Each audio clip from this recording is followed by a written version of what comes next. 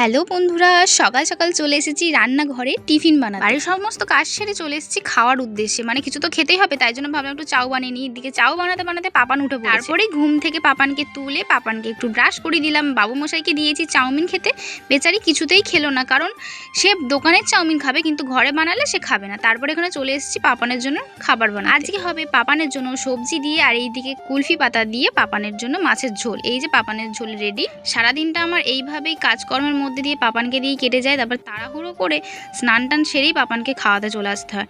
আর আজকেও পাপানের এই যে দুষ্টুমি চালু, ওকে খাওয়াতে খাওয়াতে তো পুরো আমার ঘুমই পেয়ে যায়। যে কেন জানি না এতটা টায়ার্ড লাগছিল, যেহেতু কালকে চলে যাব বাবার বাড়িতে, তাই জন্য গোছাগুছি করতে করতে এতটাই টায়ার্ড হয়ে গেছে। তারপরে ঘুমিয়ে পড়েছি। ঘুম থেকে উঠে এই যে একটুখানি আম খেয়ে নিচ্ছি। কাল যেহেতু চলে যাব, তাই জন্য চলে গেলাম সন্ধ্যেবেলা জায়ের কাছে গল্প করতে। তারপরে এই যে সকল বন্ধুরা মিলে আমরা একটু আড্ডা গল্প করে নিলাম। আমার সাথে আবার অনেকদিন পরে দেখা হবে। তো চলো আমরা সবাই মিলে আনন্দ করতে থাকি। আর তোমরা চ্যানেলটিকে সাবস্ক্রাইব করো। টাটা।